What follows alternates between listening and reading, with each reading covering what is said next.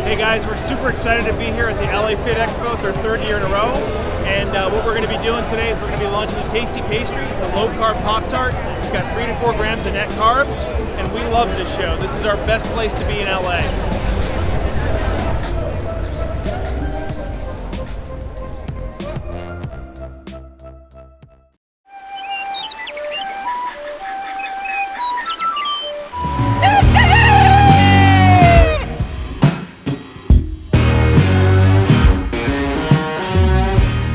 Welcome back to Legendary Foods, Muscle in the Morning. I'm Dave Palumbo, and today is Friday, April 9th, 2021. And let's find out what's going on in the world of bodybuilding and fitness. Here's a fun fact for you guys to start your Friday off with. Did you know that there have already been 5 recorded earthquakes in the US this week alone? It blows your mind, right? And here's the thing. Those 5 earthquakes combined still probably don't even equal the force from Iain Valliere's last deadlift session. In case you missed it, Iain broke the internet a few days ago when a video started circulating of him smashing an almost 800-pound deadlift without even breaking a sweat. We've told you over and over again about how great of an off-season that he's having, and this is just more evidence to prove our case.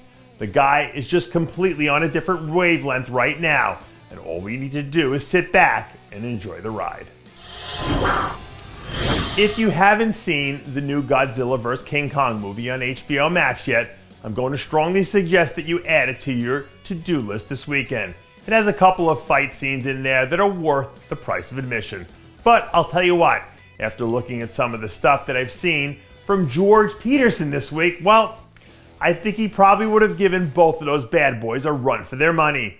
George is so big and so lean right now that he looks like something straight out of a Hollywood movie set. I think the fact that he's been able to have another year of training and eating like a 212 competitor under his belt has done amazing things for his body. This is probably the best that he's been at any point in his career, which is saying a lot considering he's one of 2 athletes in the history to be a top 5 finisher in Classic and 212. So if George and his team can figure out how to make the right adjustments, I don't see any reason why he wouldn't be a top 3 title contender again this year. One of my favorite things about spring is how you start to see everything come to life around you. The plants start to bloom, the animals start to come out of hibernation, and I guess the bodybuilders do too, or at least that seems to be the case for William Bonac. A few days ago, we had our first official off-season update from William, and according to reports, it looks like he's planning to come back and defend his Arnold Classic title later this year. As the defending champ, obviously, he comes in as the clear favorite, and I also think the fact that he can use this show as a momentum builder heading into the Olympia is another important factor to take into consideration. Let's not forget, we're talking about someone who's been 1 or 2 points away from being crowned Mr. Olympia on more than one occasion. He is and has been one of the very best bodybuilders on the planet for a long time now. So if anyone leaves the door open an inch, he's the type who can take that and run all the way to the finish line. And finally, we're closing out today's show with an update on Rickey Moten Jr. A few weeks ago, we spotlighted Rickey as someone to watch in Classic Physique this year, thanks in large part to his 7th place finish at the Olympia back in December. And all the reports we've heard about how much progress he's made since then, well, I guess his off-season has been going so well that he and his team have decided it's time to move up to the 212 division. I've heard that Rickey had a really hard time making the weight cutoff for Classic Physique, and that he was really, well, that was the deciding factor when it came down to it, and making the jump.